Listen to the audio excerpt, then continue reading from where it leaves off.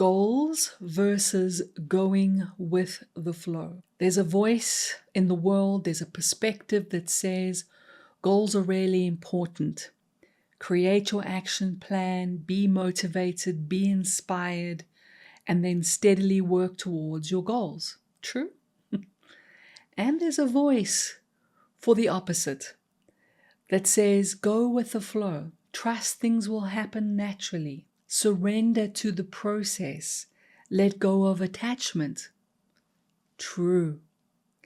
And if you're the kind of person like myself that has found yourself in the intersection of, do I set a goal and then work towards it, or do I go with the flow and let go? Oh, that rhymes. Then this video is for you. There isn't a moment in my journey that I haven't relied on tuning in intuitively to that deeper, inner, clear, translated knowing that is available to us when we know how to build our wisdom well. Hence, I call it build our wisdom well. And I'm going to put this topic on the table, goal versus going with the flow. And I'm still not sure entirely what is going to show up in this video, but I'm going to explore it so that at the end of this video, you will see how to use your wisdom well, because each of us has wisdom within us waiting to bring us clarity. So I'm going to be showing you how to do it by actually doing it with this important topic. So let's begin. To build our wisdom well, the first step is always to dig. And to dig our well, we need to be honest, getting real about how we are feeling.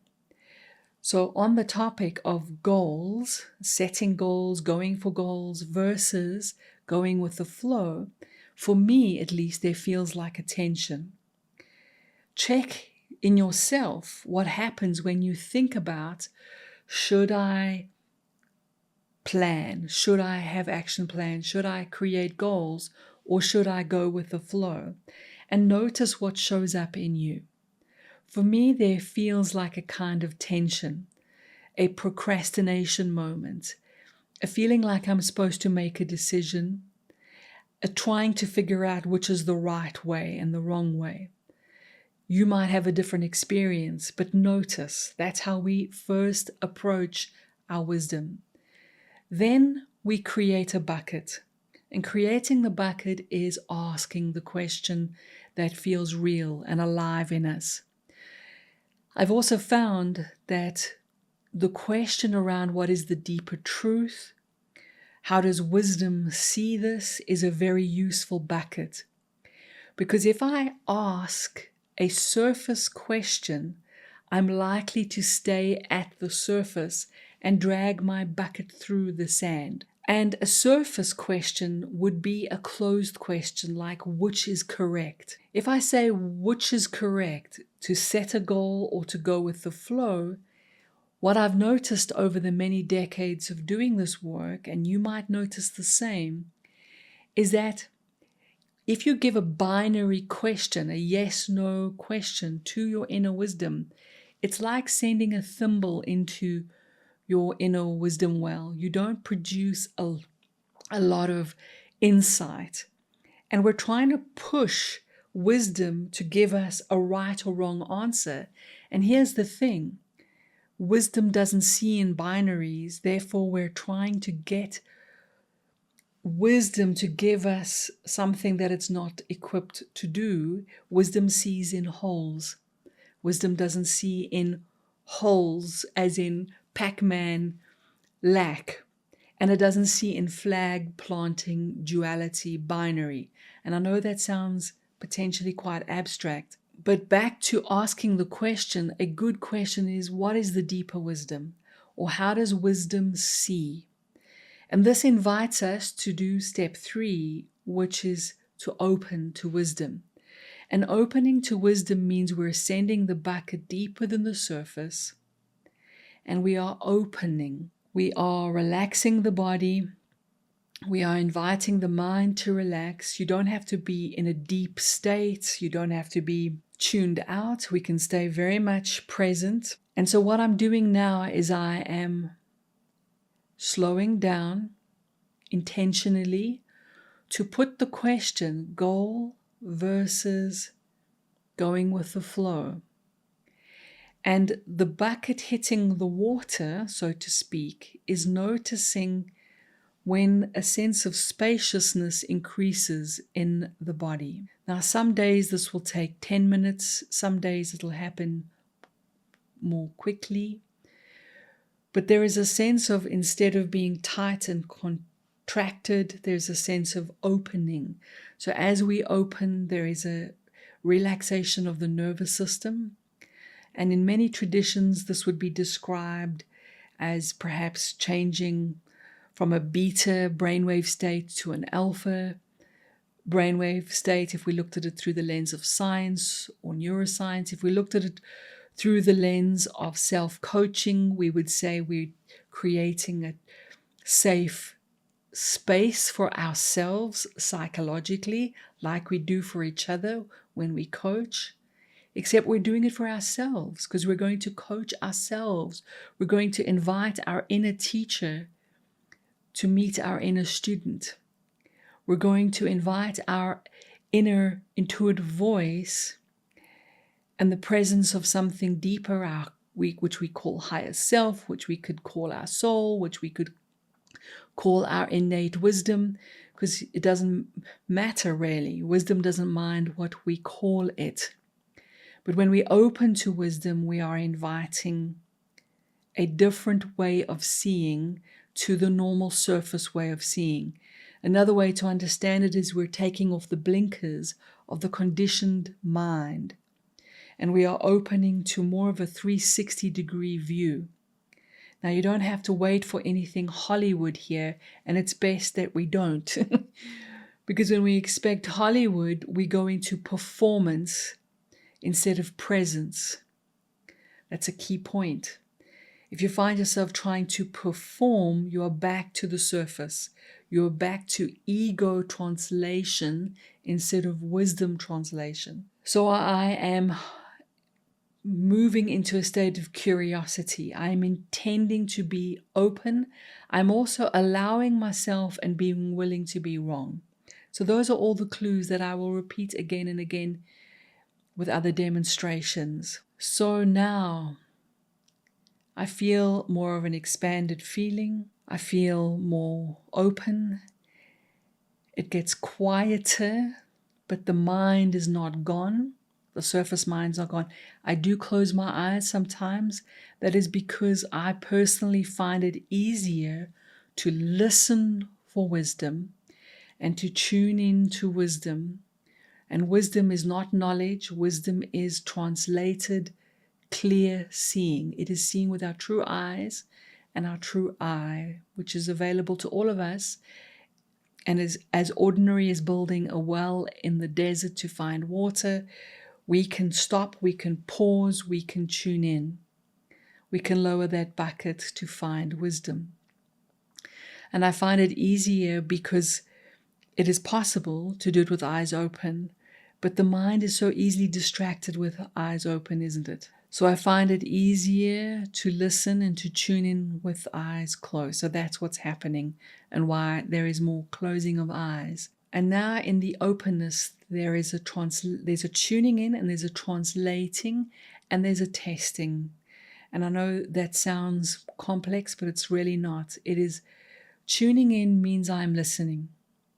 I am available to tune in. Translating means wisdom is never already in language. It doesn't arrive as language. So I admit and I concede that I am translating into words. And words are always fallible, and language is always restrictive, but it is a compromise we make so that we can bring wisdom to the surface, so that we can actually access deeper knowing and give it to our lives to benefit. And you see, there is a need to slow down here, and there's more space. And literally, I wait for words. I wait for the translation of the open feeling. which is also my way of testing if there is ego interference, performance, and if there's an assertion and an insertion of the ego. What happens is I lose that open feeling, and it starts to feel like performance, control, and there's an edge. But if it remains very open and spacious, that's my way of knowing that the translation is more true and more accurate and more reliable. And now it's about letting words arrive and translating them and letting them flow. The word goal can be open or closed. A goal can be an important focus point.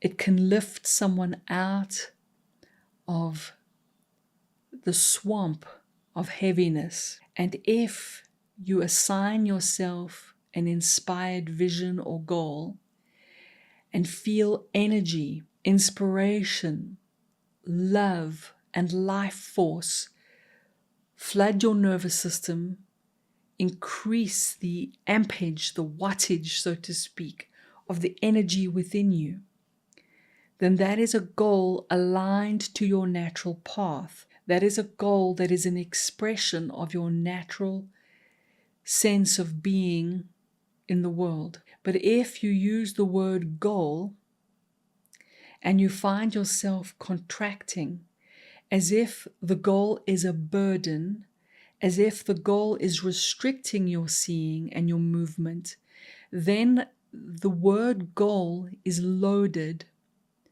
with something unnatural and something that is worth questioning, that is worth not swallowing whole. Because there the word goal could be an inherited burden, a belief that has come from your family or from society or from culture, an expectation or something that is literally not yours, where we take somebody else's destiny, somebody else's goal, and we have taken it in. Then that feeling, the texture of that goal will be a burden. It will feel confining. And the moment you feel that tightening, that edge, that contraction, that heaviness, that discomfort, that is your way of knowing. Your nervous system, the gift of your biology, is telling you, question that goal. Check if it's yours and bring wisdom to it until it is open, or abandon it and set it aside. So first check whether the goal itself and whether the concept of goal, the way you are seeing your goal, is opening and expanding and allowing the sap to rise in your apple tree, in your natural true self. Or if it is confining you and making you feel heavy and constricted. That's your first test. If it is heavy and constricted, check to see whether there's the possibility that you have inherited a known or unknown burden from your family system, from culture. That's number one. Number two, whether the word should, have to, must has entered into the consideration of your goals. The very insertion of the belief that you should, have to, or must is a denial of your freedom, which is a denial of your truest state and your true self. And the moment you bring a I have to, I must, I should tone into your goal consideration, you will shut down the natural flow, ironically, and you will limit the expression of your true self. Hand back burdens that are not yours, known and unknown. Set the intention. If this is not mine, I give it back. If this belongs to me, I keep it. And if it belongs to you, it will open you and not close you. Then check whether you have any shoulds, musts, or have tos and set them aside. And claim the sovereignty of your freedom, which is I am truly free to pursue or not. I don't have to make dinner, I choose to or not. I don't have to work, I choose to or not. I don't have to pursue a vision. I choose to or not. There's a consequence either way, but I am free. Feel the words, I am free. Feel the freedom that you have, and notice that there may be nerves around the amount of freedom you have. And this freedom does not mean that you have some kind of Hollywood freedom. It doesn't mean that we are free to walk through walls, that this body doesn't have limitation, that this limited, localized mind doesn't have limitation. No, it means that the deepest, truest self is freedom. Freedom expressing through the limitations of biology. And there's a difference. And that is wisdom to see that these paradoxes can be true and that we can hold both paradoxes. So if goals open you and feel like they allow the river of life to flow, then goal is serving you. And goals can have an important function. Now we move to going with the flow. Going with the flow can also be open or closed. So notice that anything can be, any word, any concept, any idea can be open or closed depending on whether you are seeing for yourself, whether you are seeing with wisdom, which is the same as seeing for yourself. And the self is the deepest, truest self. So it's never the words that are right or wrong. It is never the words that are truth or false. It is the way we see that can be clouded and limited or open and clear. So now we look at go with the flow. There is go with the flow that has a closedness to it. And that is when it is going with the flow to avoid our responsibilities and our duties. It's called spiritual bypassing with some language attached when we interpret it in one way. Going with the flow as an excuse to not let the river flow. So here's the irony. There is a natural flow to your river of life. And that river of life is filled with inspiration. It is filled with energy. That is the real one. The real go with the flow has the texture of life force. It can sometimes even be fierce, a fierce love, a fierce grace, even with its gentleness. It is not forced for sure. There is a naturalness to it, but it does not mean it is passive. Doesn't mean it is so passive that it is inert. Go with the flow in an unnatural way can be opting to do nothing. And doing nothing is still doing something, and you are still responsible for the consequence, for the outcome of doing nothing. So doing nothing is still something. So this kind of go with the flow that has a heaviness and a dullness to it, it's a going back to sleep, go with the flow. It is an avoidance, go with the flow. It requires us to be courageous. It requires us to be brave enough to be brutally honest with ourselves. Am I going with the flow? Am I going with the flow that is not the real flow that is being spoken of when spoken with the seeing of wisdom? This going with the flow is something else. It is fear with the mask of spirituality. It is the fear to confront. It is the fear to make waves. It is the fear to fail. It is the fear to succeed. As one option, it can also be the binding of a spiritual identity that has the mask of freedom but is not free. And this one is probably the most toxic of all, and the most hidden and the most elusive. It is ego dressed as conscious behavior, using spiritual language. I am going with the flow. I am surrendering. When inside that surrendering is a opt out. And if we are very honest with ourselves, we can feel it.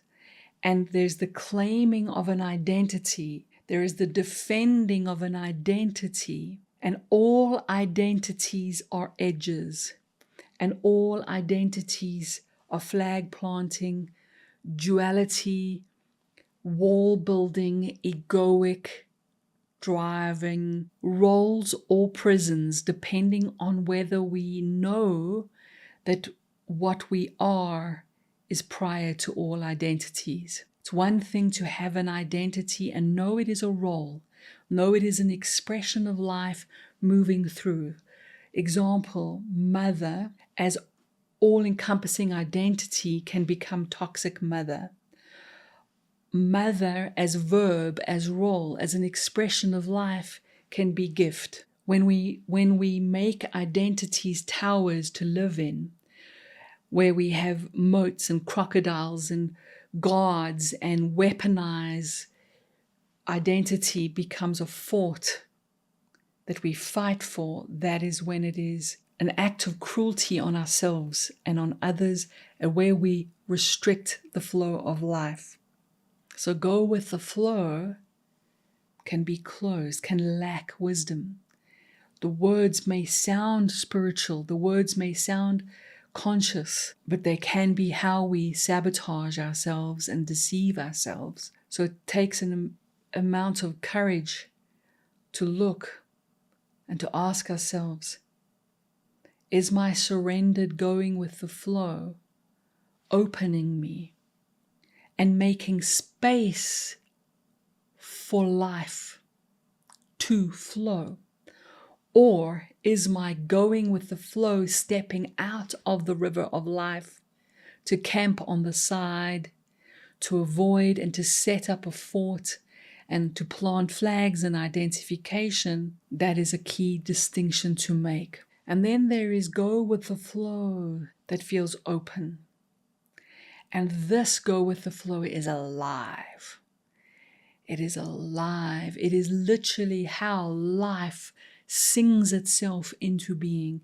It is how life moves. It is how life as love sings an entire universe into existence. And this life, sometimes referred to as the Tao, it is the way, it is the flow. It is not some concept. It is not abstract. It is literally how the blood moves in our veins, how thoughts move, how breath moves, how the soul moves, how planets turn, and it is far from passive. Everything in nature moves with this flow, and everything in nature does its best, doesn't it? But its best is ebb and tide, night and day, rest and create. Its rest is guided by a natural flow that is sometimes appearing passive and appearing active, but is never not in alignment with this wisdom, with this love that is the appearance of movement itself. So going with the flow and surrendering is surrendering to it is not my purpose, it is life's purpose moving through me. It is the river of life that is breathing through my lungs, that is moving thoughts, that is expressing, that is singing itself into existence. And there is nothing about that that is camping on the side. And that is an invitation for us every day to feel, how does love want to move today? Perhaps love wants to rest.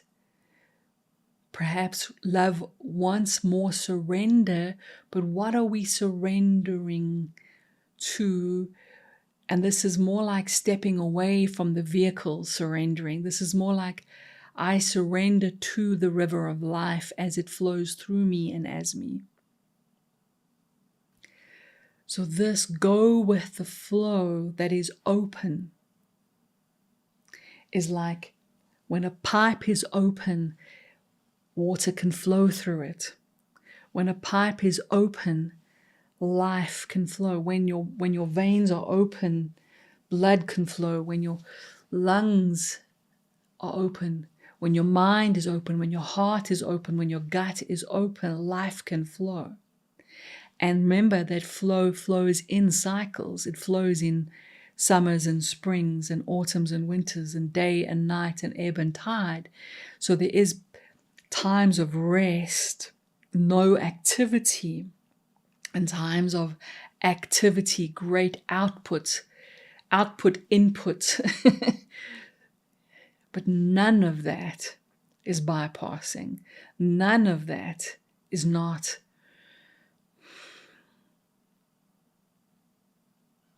None of that is dressing spirituality as ego,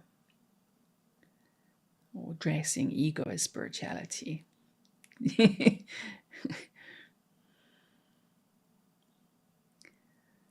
And now I feel like my bucket is full and I have had clear seeing. And the drinking of wisdom, which is the final step of our wisdom well today, is to sit with this for a moment, to coach ourselves, to be present, to be mindful, to meditate, to be available. And for me, it sounds like this. Perhaps this is an invitation for you. I take the best of what goals have to offer and the idea of goals. I take that, I take it in its open form. I hand back burdens of goals that are not mine. I set aside the illusion of should and have to, accepting consequence. And I open to go with the flow that is open, that is alive, that allows the river of life and love to flow through and as. And I am kind to myself when I notice ego hijacking, and when I see identification forming.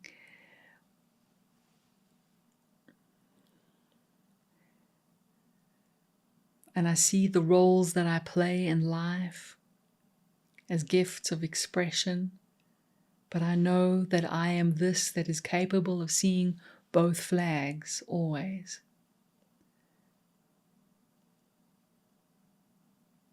And I give this seeing to my mind, to my heart, to my body, and I teach my biology that it doesn't have to be led by binary anymore.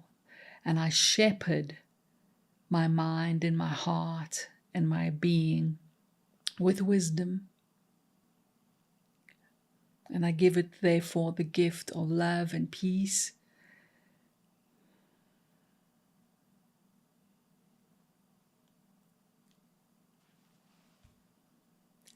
To do the best I can through the limitations of what it means to be human, which is no easy task. I think you agree. And that is a wisdom well on goals versus going with the flow. My intention is to create many of these videos, but it really depends on how life wants to move. If this resonates, if this serves you in any way, let me know. Would be lovely to hear your comments. And if we feel moved to, we tell the YouTube algorithms that this content is relevant, because that is how love wants to move through this channel of this YouTube, to show you the thing that has gifted me everything, and that is simply how to build your wisdom well for yourself and others. Why? Because your world needs your wisdom. And that feels open to me.